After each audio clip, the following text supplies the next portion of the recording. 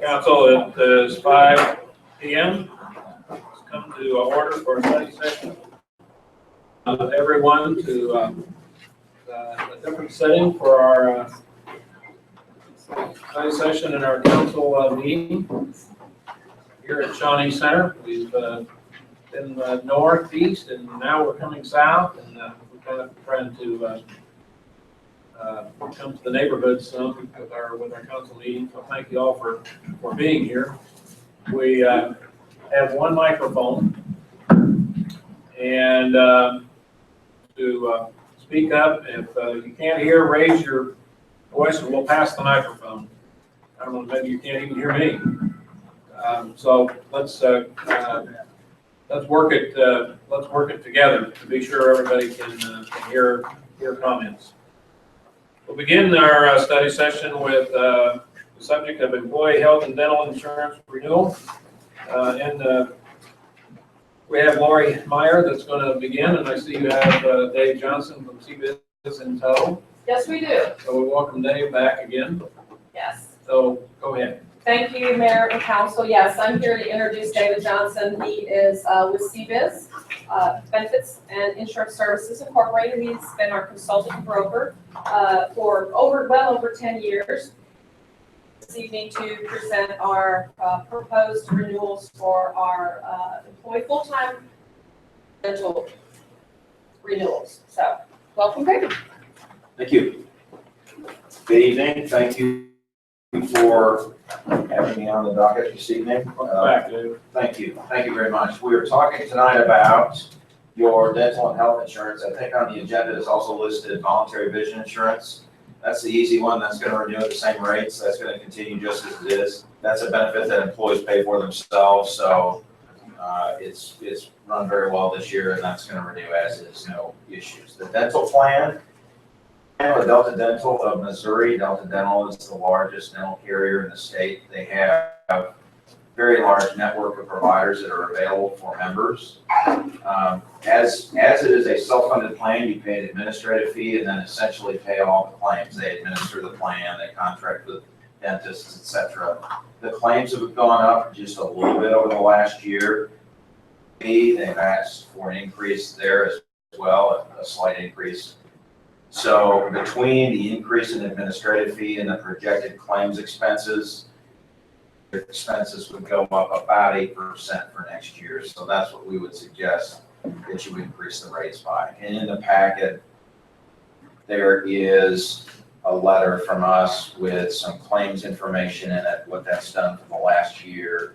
And it's been several years since we've actually suggested increasing the rates, and I think that was in 2012, as I remember. So it's been a few years since we've increased those rates. Again, the nice thing about the self-funded plan is you set your own rates and you can from year to year. So it's been a very successful plan. I'm not sure if you have any questions specifically about the dental. Have a question for Lou? Do you have any sense of what average dental are across the state, across the municipalities? Yes, it's the annual trend or the annual rate of dental inflation. If you were to incur a claim 12 months from now, the same claim as today, it would project an 8% increase. So that's the calculation most insurance companies use for their annual increase. Now, in terms of, that's really all over the board.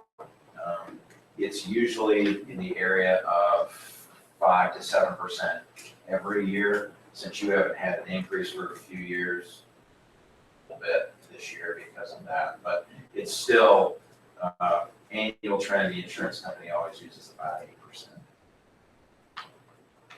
Okay. Good. So the medical plan, a little different issue here. We've gone for several years with very good claims experience. The claims have increased over the last couple of years dramatically, really, is what it comes down to. Over the past 12 months, claims have increased 15%. Now, not only have actual paid claims increased over the last 12 months, but your large claims have increased. So you have an internal, what's called a stop loss point. So any large claim over $150,000 is taken over by the insurance company. So we measured those, how much you have in those sorts of expenses every year. So over the individual stop loss point for the last 3 years had been 3 years ago, 150,000 2 years ago, and last year it was $1,241,000. So those are claims that the insurance company is paying. The plan doesn't pay those, the employee doesn't see that, but it illustrates that large claims are going up over the last few years. Just regular paid claims under that stop loss point are also going up around 15 to 16%. Today, what's called a minimum premium plan. So it is still an insured plan, so the insurance company still has an overall obligation if your claims go very high. For the past several years, your claims have been very good. We've had slight increases over the last few years, but the claims have been really good, and you've run at, really, there's been a surplus in the plan. This year, it's starting to catch up. So in discussions with staff, we've suggested that between an 8 and a 9% increase to keep up with those, and also to, there's a little higher administrative fee, and with those stop loss costs, that way the insurance company is asking for a little higher stop loss cost increase as well. Altogether, come up with an equivalent rate that will fund the plan for the next year. Excuse me. Making a change to the plan to change it from, again, what's called a minimum premium plan to a true self-funded plan. Now, what that means is, it is now, you all are not the administrators of the plan, but you're obligated for the plan. You will have a little higher potential claim limit, but you will have a little lower fixed cost, a little lower administrative, a little lower stop loss cost. And that should allow you, there was a provision built into the plan that's been on the plan for years and years before even we became involved. Terminate the plan and move to a different company. There is a reserve that you have to pay to the insurance company to pay for claims that are incurred during the contract period but paid afterwards. Work of the contract, that was a set number and it was pretty expensive. By converting to the self-funded plan, you're still going to have the individual stop loss, you'll still have an overall maximum that the insurance company would protect you after liability that was in place and become a much more, we believe, much more stable plan. You don't have to worry about that obligation that's set in there. So that's really brief, and I apologize, but I'll certainly answer any questions on that that you might have. So the maximum liability, I guess, if I'm wondering about, Yes. if someone has a dollar claim or something like that, how would that happen? How would that function under our current contract as well as with our For the individual, for an individual claim of $3 million as an example, the most you paid last year and would pay would be $150,000 under this plan, even when we convert it, because there's still that individual stop loss. So with the current minimum premium plan, if the overall claims expense, so everything added together, went over a certain level, that, let's say it went over by 10% of the following year, you're still obligated for it. The city is still obligated for it in the next contract year. This way, this plan, you'd be obligated for that amount during the current contract year. That's really the main difference between the two. John's Bridgeburg has kind of laid that out on the first page of the memo to you. So the biggest concern was if and when you ever wanted to cancel the plan and move to someone else, move to a different carrier, move to a different arrangement that you found more competitive or more suitable for your plan, there was a huge obligation outlined with Anthem in the area of $600,000. By converting to the self-funded plan, you remove that obligation. You're still staying with Anthem, but that obligation is removed, and you'll be able to roll forward. If and when you terminate with Anthem, then you would still have what we call runoff claims, but we project, or actuaries project, I should say, about $150,000 to $200,000 at the most as runoff claims. So you're really, that obligation of over $600,000 was way overstated. The only way we could get rid of that was to convert to that self-funded. And we have $20,000. $20,000 reduction in the fixed expenses. So you still have the ability to benefit from better claims experience than is projected. You still have the protective level than projected.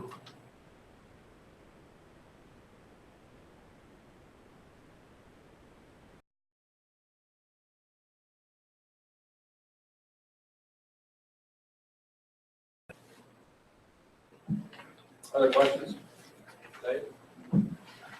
So we went to market this year, I'm and sorry, yes, I should and have that was mentioned that, yeah. one of the reasons why we had this discussion about these runoff claims and how much impact that was because of the market. Yeah, I want to mention too, we looked at a couple of unique plan designs from a couple of the provider groups here in town. And today you have 4 plans. You have 2 plans, you have 2 different network sizes for your employees. If the employee chooses to go to a smaller network of providers, there's more aggressive pricing with that set of providers, and they actually benefit from, actually they get a little bit of money back because the city pays the same amount of premium for them, gives that back to them. One of the plans that we looked at would have completely shifted those providers, so they would have gone with one set of providers in town to a complete other set. They still would have had access to everyone, but it was a completely different, just the other set of providers. It's also a very aggressive wellness provision that they mandated in their plan. So you have nicely coming along conservatively with your wellness programs. You have someone that's full-time working on those sorts of things, and you're giving employees the opportunity to participate in pretty good wellness programs. You're not mandating anything on them. Mandate that they go through certain steps in the wellness program. That was something that we all didn't feel comfortable with at this point.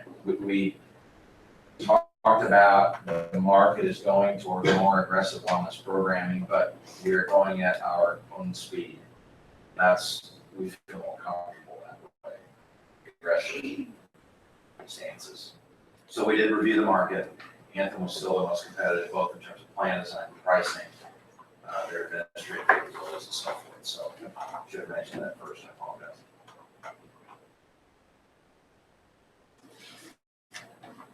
Others? Okay, thank you. Thank you. Thanks, Dave. You bet. Order of business is, again, this month, our beautiful business property of the month. Pastor E. Bird will come forward and volunteer. Tracy Carlson. Anyone else with you? Yes, Helen Towner. Okay, Helen, and committee members.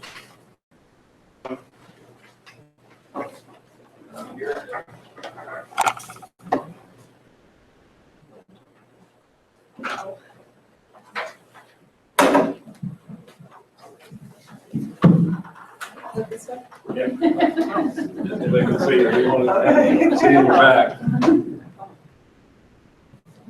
Once again, we do this every month, and we have been pleasantly surprised, thanks to the committee and their work, and all of our businesses and entities and properties around to help promote beauty in our city. Really begin to spread, and I thank the committee for doing that, and Julia for being a part of that, and particularly this month, Christ Episcopal Church right out in Old Town Cape that you go by often, and it's not new for them. They've taken very good care of their property throughout the area, so it's a fitting tribute to be able to present this month, beautiful property of the month, to the congregation of Episcopal downtown Cape. So thank you very much for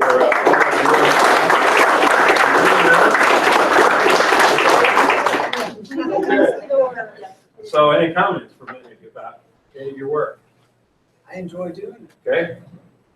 We enjoy having you. And also Brian and all the committee, keep up the good work. We will continue this program.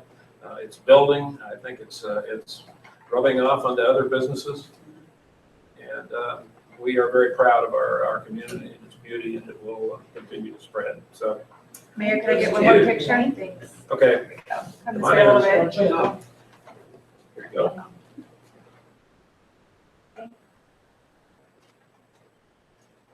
One more. Great, thank you. Thank you very much. Thank you. Thank you. Okay, very good.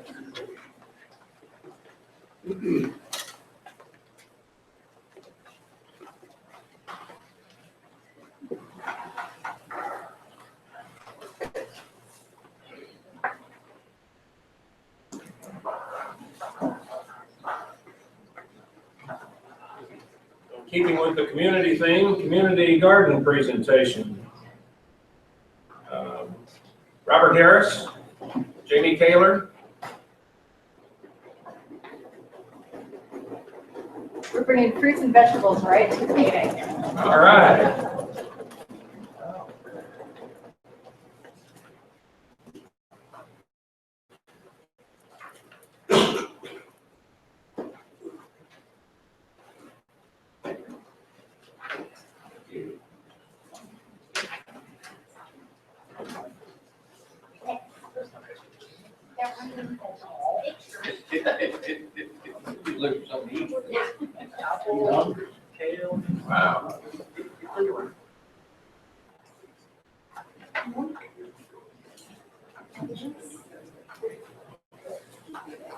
Got to take a peek.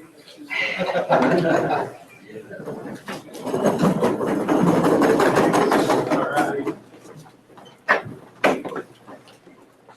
Well, good evening to the council. Thank you for letting us come and just share some information with you about the community gardens and an initiative that we've got going. Jane Worthman with the Cape Girardeau County Public Health Center, and we have been partnering with the city of Cape Girardeau, Julia, and the Parks and Rec Department for the past 3 years now. I was just looking back over my notes, and I've kind of got to give you a timeline of where we started and where we're at. Both the health department and both hospitals did a community health assessment about 3 years ago. And guess what? We all identified similar findings, that we have a higher rate of obesity, we have a lot rate of chronic diseases, a lack of physical activity as far as participating in physical activity opportunities. So we formed what is called the Healthy Communities Coalition to address those issues. On the second page of that handout, I've listed some of the key community partners that have participated in that coalition. That's not everybody, but that's some of the ones that have been consistent over the last 3 years. And we appreciate the support that the city has been able to give us in this endeavor.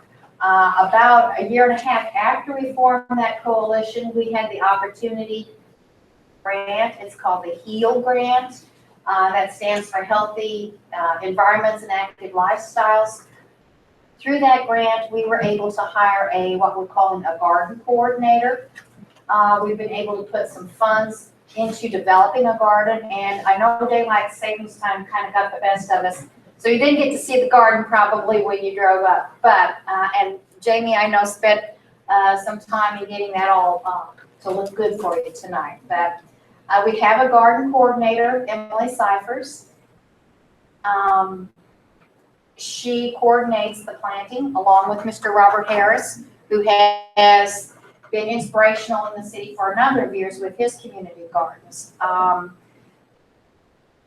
Also have been able to offer garden grub classes. That's classes that provide information on how to grow a garden, how to plant, different things like that. And then that's the green thumb classes. Garden grub is what you eat. So we actually hold those classes here at Shawnee Center, and have volunteers who are listed also on that second page of the handout, and prepare vegetables and fruits that have come from the garden, and teach folks how to do that. So what's in your bags tonight are some of the handouts that we provide to anyone who attends those classes.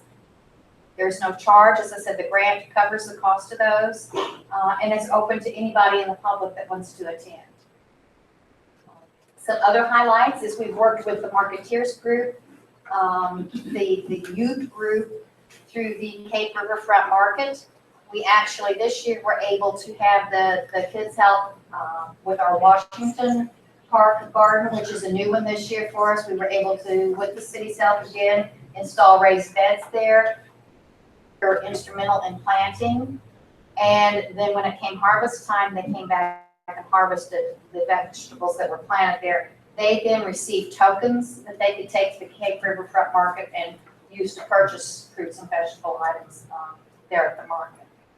We worked with Robert again on a program called Kids in the Kitchen, and that's where we bring kids again here to Shawnee, along with adult family members, mom, grandma, aunts, to cook vegetables and fruits and share recipes that have been in the family. And it's a way to involve kids in learning how to cook, but also some shared time with family and friends. We also, as part of this grant, have promoted breastfeeding and have helped 13 different employers in the city in the county to become what we call recognized friendly, breastfeeding friendly work sites. The city itself has 7 facilities that are recognized, and Christina Page with Parks and Rec. The application process and making sure that all the requirements were met. So congratulations to you all for having those facilities recognized. And a third prong or third project of the grant is Worksite Wellness. We've been working the last probably year and a half with the chamber, trying to develop a program where we could bring in individuals from different work sites, provide them with the tools, materials to take a Worksite Wellness program back to their work site. A little bit rough getting that one started. You may get someone trained on how to do a healthy program at a work site, and then they might leave. So it's kind of a work in progress, but we're going to continue to work on that. Quickly, our plans for the future, continue with the classes that we're doing. So look for those. There's a handout in those bags of what we provided last year. So you'll get a sense of what kind of classes there are. We also will maintain the gardens with Robert's help, of course, here at Shawnee, the one at Fountain Street and the one at Washington Park, and we'll continue to make some improvements on those as need be. We'll also be working again with the Worksite Wellness, trying to develop work sites being able to do some healthy programming. Another area that's going to be kind of new for us is to work with daycare centers on a program that we call Move Smart.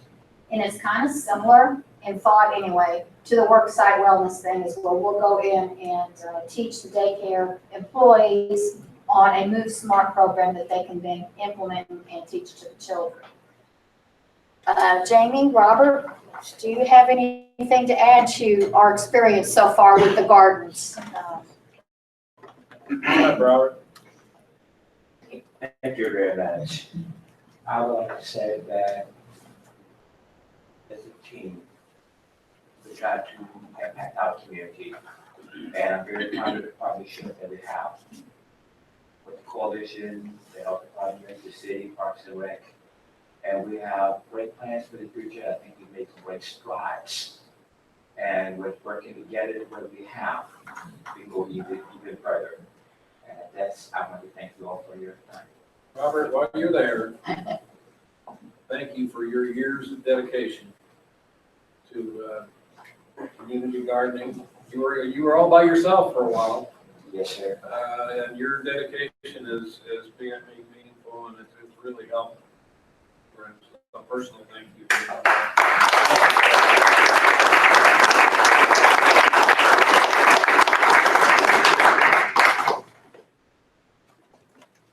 So, do you have any questions? Any questions, anybody? Keep up the good work. Stop by the daylight, take a look at the Yeah, I've garden. been watching, we just come by and you can see it. Oh, yeah, and especially after a rain, we really have a lot Yeah. of green leaves out there anyway. I would like to add just one other comment, and I had mentioned this with Chief Blair.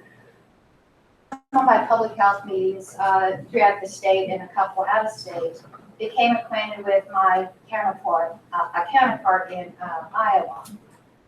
And I received a text from her today that she was at the funeral service for some of the slain police officers in Iowa, the force there for about 14 years. And she noticed that there were some representatives, some officers from Cape Girardeau. Text and wanted me to convey her thanks, her husband's thanks to Chief Blair for sending the guys to the city and council for doing it. So Thank you very thank you much. for my. Thank you very much.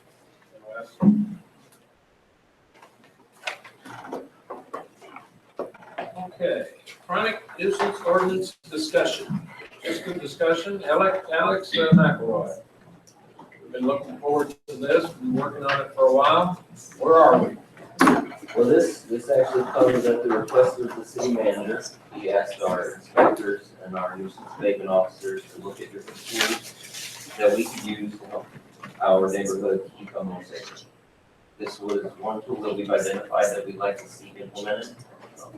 Again, it was drafted with input from our abatement officers, our inspectors, and our city prosecutor. We looked at quite a few other communities So, I've reviewed other communities and we drafted an ordinance that we think is going to work best for us. So I did issue a draft to the city manager for his review, and we're just waiting for feedback. If you could go through it, just kind of the process that takes place, I think it would be instructive. We've recommended, there's a lot of very different ordinances out there. What we've recommended is a threshold of 3 instances in a 12-month period. Some communities do a scoring system where they provide more points or points against the property given the type of instance it is. We'd like to keep it very simple for our staff to administer. So that's what we're recommending initially. If we identify 3 instances, the next step is the city attorney will make a recommendation that if you declared a chronic nuisance property, the person is then notified and given a 15-day period to address the nuisance issues. If it continues after the 15 days, we then refer it to a abatement hearing officer, which is a city staff member, and then they hold a hearing. The property owner can present their case about why it shouldn't be declared a chronic nuisance property, and then at the conclusion of the hearing, the abatement officer will decide whether the property is closed or any other means that could help them remedy. So we're recommending the ability to close it up to 1 year for chronic nuisance properties, that being the most strongest verdict we could come up with, or we could issue. talking both owners and tenants? Owners. Yes. Owners and tenants. If it's identified as a chronic nuisance property, yes, the owner could not then rent it out to someone else. There are a little list of types of nuisances that are an incident, I guess. We do specifically outline in the draft ordinance. So what would be some examples? Assaults, there's everything in chapter 17, article 7, everything listed there. It has a actual ordinance right in front of me. Illegal use or possession of drugs, that actually would only require 1 instance for us to be able to declare a chronic nuisance property. Illegal possession or sale of firearms, consumption or possession of alcoholic beverages in public places, assaults, and anything that would constitute a felony or misdemeanor under federal or state law. Are these charges or are these convictions? As the language is written, it's reports. So what would prevent someone from being a bad neighbor and calling in multiple reports on someone who didn't like? I think discretion in the due process, if there really isn't much merit to the complaints, we have the discretion to ignore the complaints. You said one instance of drug would be trigger of a hearing. And that would be manufacturing or distribution. Okay. And where does that stop in your wheelhouse and go to PD and Wes's wheelhouse? After 1 complaint. But through the hearing, then, you could actually enforce them, and it could actually be Correct. after the hearing, through the hearing. Correct. You identify it as ones, and then through the hearing, and then it could be shut down. Yes. For up to 1 year. Up to 1 year. So they identify, they have notice, they have 15 days to remedy, and then they have opportunity for a hearing. After the hearing, then there will be a finding and a penalty. If your work will be something less, it could be Right, that's the largest change. changing tenants or. For the community. So can a homeowner be prevented from living in their own house if their house is a very chronic nuisance? Under this language, yeah. I would ask Eric, is that something that legally we can enforce?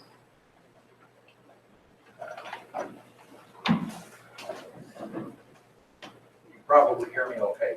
Yeah. There are a number of issues that have come, that come with an ordinance like this. There are a number of cities in the state of Missouri that have it. One of the issues that I had has been addressed here. It does have a threshold on the number of incidents that have to have occurred. It does have the opportunity for the property owner to have a notice and opportunity to be heard, to show that, that the actions that they have taken or allowed on that property did or done something to address it. It's only, as I understand it, in this situation where they have not addressed those concerns, used to be what the hearing officer as a chronic nuisance, then the idea is to close that property for a time period to try to avoid the nuisance in that property.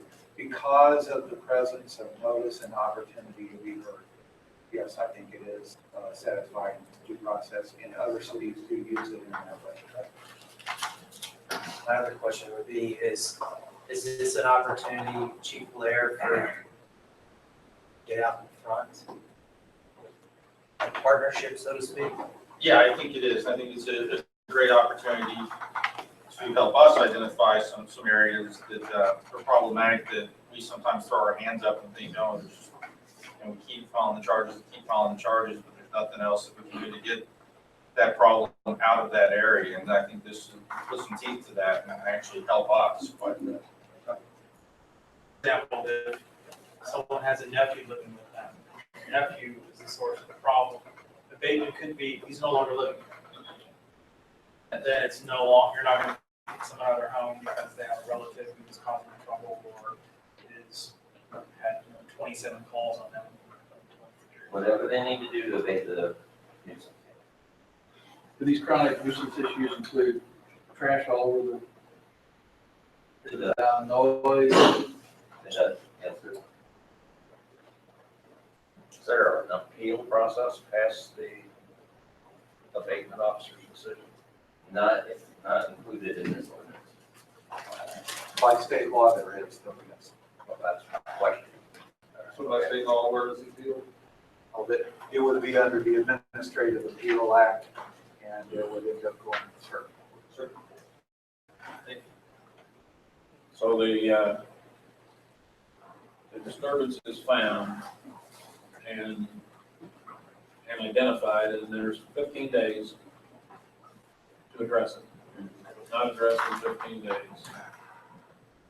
then your people go back out, and at that point, after the 15 days, and it's not addressed, then you have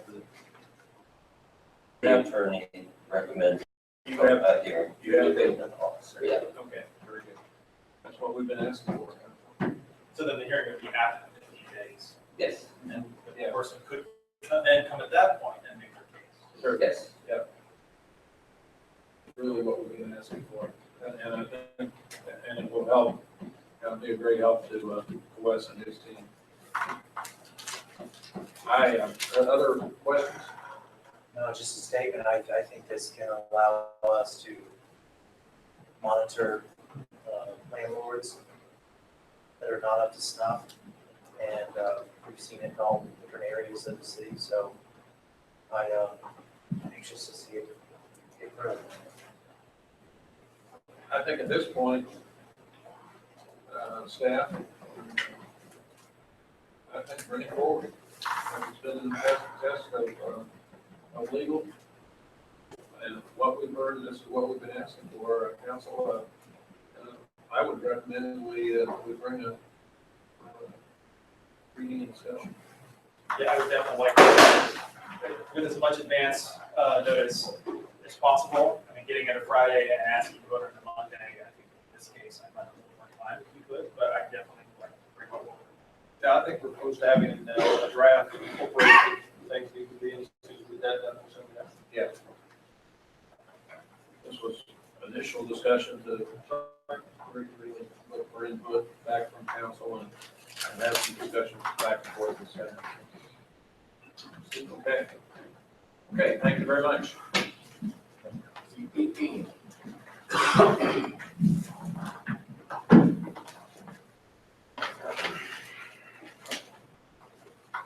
to appear before the council on any item that is not on the agenda this evening? Any item not on the agenda? Open to appear before the council. Can I ask a couple of questions regarding Shawnee Justice House? Come on up. Actually, I have so many questions that I can't even begin. But first of all, will the citizens be able to review this before it goes before the city council in any way? Will it be online? Post all our agenda items online. Okay, and when will the first reading go before council? What I heard was they would like to see it at the next meeting. Next meeting? And is this replacing the existing nuisance abatements? That's the addition. Addition to. Okay. And citizens will be able to have input? Absolutely. Because, you know, as in TK Beautiful, there were several things that we addressed that are needed regarding nuisance abatement issues. I would like to do that over and maybe have some discussion on behalf of TK Beautiful. All together, absolutely. I heard you do so. Okay. Thank I you. look for it coming in the next meeting. I think it's been prepared to the point where it can come forward. Well, where would I find it if I wanted to travel? As soon as we make it available to council, we'll post it on our website. Okay. Thank you. Anyone else? Yes, ma'am. I'd just like to ask a question. Name, please, address. Oh, Sharon Chapman. Okay. Sure. Does this apply to the chronic nuisance of beer parties and loud parties and stuff? Is that included? We've been right here when he was saying Okay. parties. Yes. For disturbing the peace, I believe there's a provision. My city attorney hat doesn't fit as well, so. Try not to wear it too much. In the draft that we were looking at, it's listed and the number of offenses that can be looked at are things that are under Chapter 17 and Article 7. And there's a whole host of different criminal charges in Chapter 17, and those sections are included. A significant number of things that you've complained about are delineated specifically on this list. So if your account is accurate, it would not take long before they get to the 3. Everything I'm calling to do, we called it 4 times Saturday. It was crazy. I mean, I can overlook a little bit, but.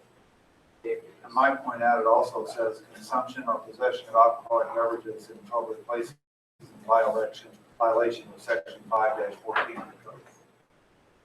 That's there also. That's kind of what we're looking for, so. Thank you. And this Mrs. Chapman, who appeared before us last time on the event, Scott, as council board member. Thank you for being here. Yes, sir. Just had an add-on to that, what you mentioned about the Come alcohol on, consumption. My name is Gary West. Okay. I live right up the street from Sharon Chapman. On the alcohol consumption, did you say it was public? In a public place? Because we're talking about residences, private residence, not a public. I'm just reading to you what is on the draft. It says consumption or possession of alcoholic beverages in public places in violation of Section 5-14 of the city code. So if somebody is drinking in their living room, that doesn't have anything to do with it. Right. But what if I was drinking on my front lawn, throwing my cans across the street onto your lawn? It would depend on whether it's a violation of some section of the city code. Yeah, so that seems to be the problem we're having in the neighborhood. It's a lot of rental sections. We bought our house there in the 1980s, and at Penobscot Perry is almost a stone's throw from Seymour University, because at that time, it was all family, single family. So 30 years later, we're looking now at 90% rental property, 10% homeowners.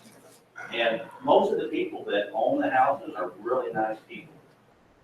And most of the tenants there are nice too. It's just that when they do like to throw their parties, they get a little too carried away. And some of us older people that are, it kind of gets to us, and I've even tried to talk to them about how to have a party, how I had a party when I was your age.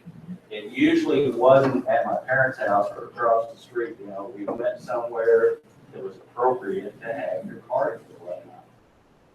But, you know how alcohol consumption goes. Once you've had a few drinks, you kind of lose track of what's right and what's wrong. And we're just trying to keep these kids under control. I like them all, and I have no problems with partying. It's mainly the ends up afterwards and so forth. So they're drinking outside in most cases. Hold me to it, but I think in some of our changes to the nuisance ordinance in the last few years, there was a description of what they called a party nuisance.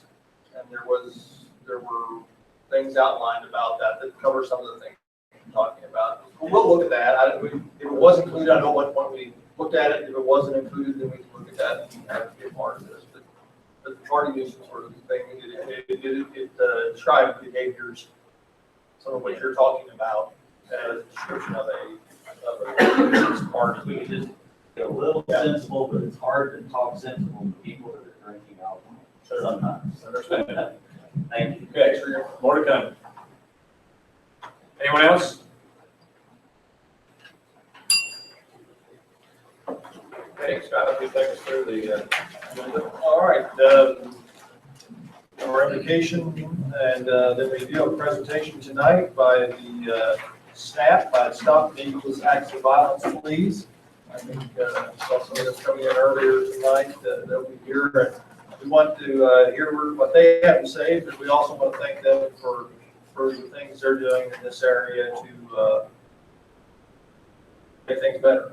And, so they'll be making a presentation. Council, we have communications and reports. Have things you'd like to share?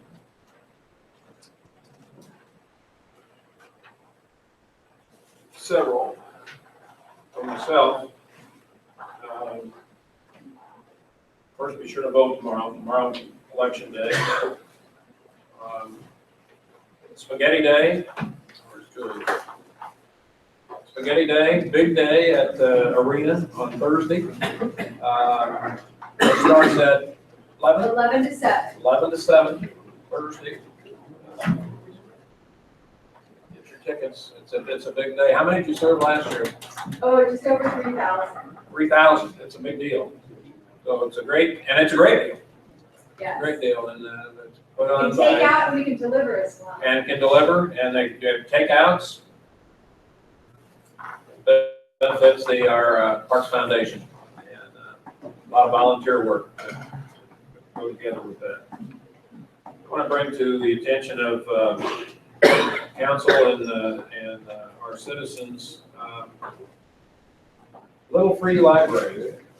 We've got 2 of them now. I attended dedication next to the St. Mary's playground on the 30th, and then I didn't know it, but we did one at police headquarters with Brad Smith, and just the next week. So this whole thing is gaining, and there are plans for more. Little free library, box that holds books that people can, children can come and get a book, take it with them, or they can bring a book, and just back and forth and back and forth. It's been well received in other communities, and I'm glad to see it started here. Next Monday, I will be, and I think council is invited to, at our National Hunger and Homeless Awareness press conference at Warenberg Theater at 10 a.m. That's next Monday, the 14th. I was proud to attend an assembly in recognition of Cape Central this morning, along with Chief Wes Blair, the Cape Central boys swimming team, first in the state, and a very proud moment. A lot of work to achieve that and to get to that pinnacle. So it was a great morning for students and parents and teachers and coaches and the public. They represented our city so well, and I want to be sure to attend that, so bring that. Attended the first meeting of the downtown strategic plan along with several council and staff. The courthouse last week, more to come there, but they're well underway with their update of their strategic plan for the downtown area. And then I also would highlight, and all these things mean a lot to our community as we honor. This was to Steve Ballich. I attended the Missouri Hospital Association meeting in Lake of the Ozarks, where he received the greatest award given by the Missouri Hospital Association statewide, the Distinguished Service Award. Means a lot to our community, and Cape Girardeau was well recognized at that state meeting. That's it for me. Other council. I think you used them all up. Anybody else? I'll just bring attention to the memos that we have included in the agenda packet. There are several there regarding tax revenue analysis, casino revenue, and summary of revenue and expenditures for the capital portion of the parks and stormwater tax. Also, the advisory board minutes are there for you. What to let you know, I attended the Southeast Regional MML meeting on the 20th. The MML is going to have their next regional meeting for Southeast Missouri in Cape in April of next year. Residential leaf collection, leaves are finally starting to fall more. See people out pushing the leaves to the curb. So if you want to know what's going on with that, you can go to cityofcape.org/leaf. You can follow the leaf truck. And then the city holiday, we do have Veterans Day coming up this Friday. The city will be off that day, and then we'll also be off Thanksgiving and the day after Thanksgiving. So, here.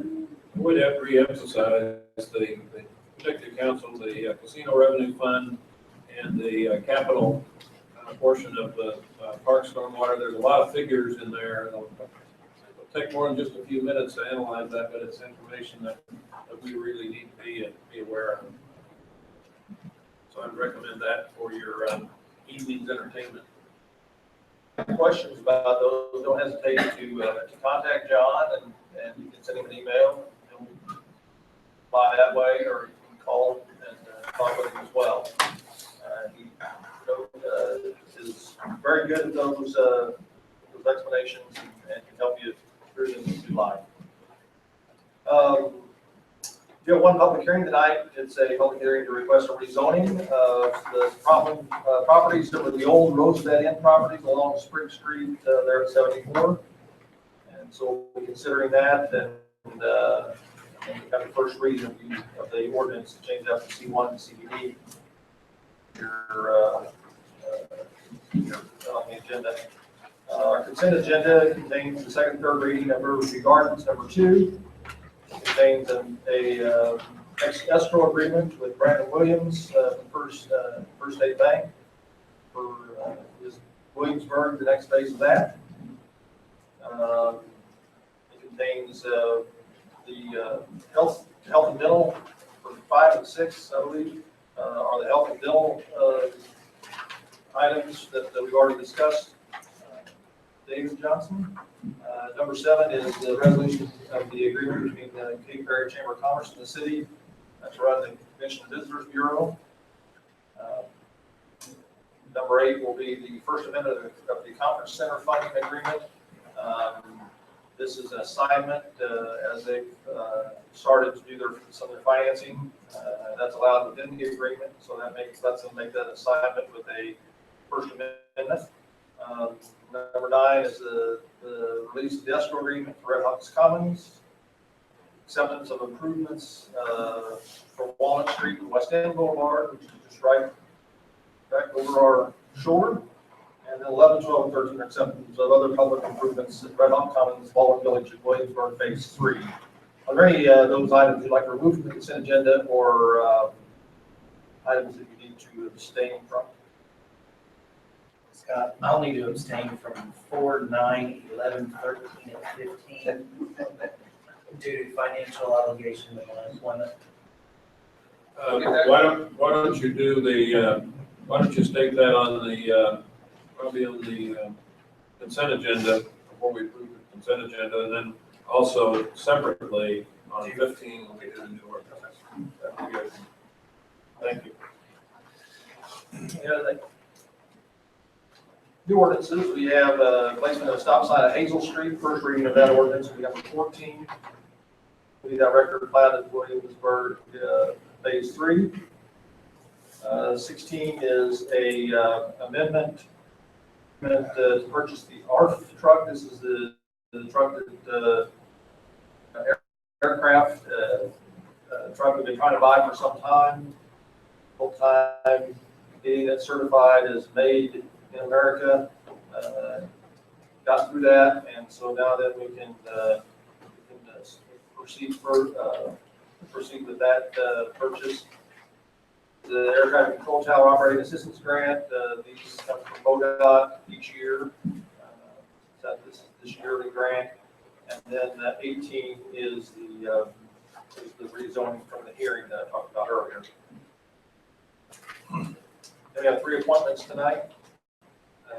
Public Library Board of Directors. Council, recommendation there is John Box. Remember that name?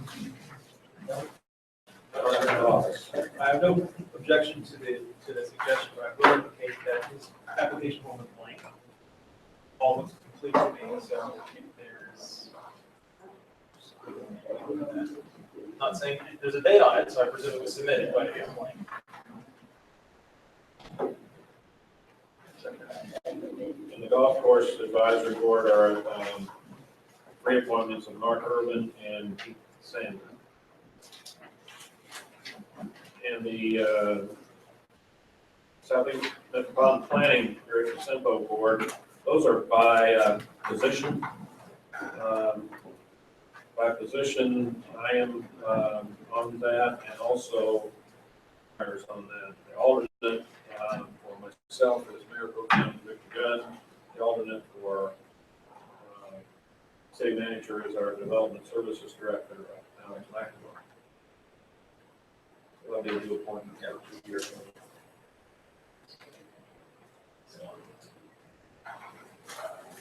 Another business, we need to set our regular session city council meetings for next calendar year. I believe Bruce has given you choices. The ones are conflicting with holidays, and I think it's made his recommendation. So if you'd like to discuss it further, we can certainly do that with recommendations. Everybody okay with those dates? That September date, the regular other September date, doesn't interfere with MML? It does not. Okay, that was my only other question. It wasn't clear to me that it was a recommendation for July, but instead of a couple of options. That is just information, the recommendation to do the holidays in January and holidays in September. I just wanted to point it out that Independence Day fell on a Tuesday. The recommendation was to leave it as is, unless he just wanted to let you know that the next day is a holiday. If you want to change it, certainly do that, and we can change these later too. Need to just like to get them up on the website. So people know. Council?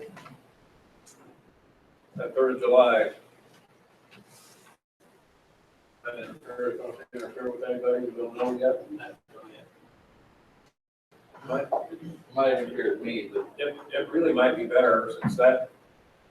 I like the idea. I like the idea of going to the. Second and fourth, I kind of do too, to do it now and have it done, and then we don't have to worry about it. Okay, let's do that. Let's change those to second. And fourth. Well, I'm also thinking even if we are all to be there on the 3rd, that's a burden on staff and anyone who has anything coming. It really is. On a Monday also. let's do that, let's go, let's do, second floor, yeah. Ken's not going to court. He does it on the motion. Or something. They can make decisions and make. That's all I have. Okay. Council, any, other, items you'd like to discuss during our study session? We do need to have a, closed session this evening for legal actions, litigation, confidential communications with our legal counsel, and personnel matters pursuant to revised statute 610-021, 1 and 3. If I could have a motion. Second by Guard. Those in favor, aye. Those opposed? We'll adjourn and reconvene at 7 p.m. Thank you all for being here.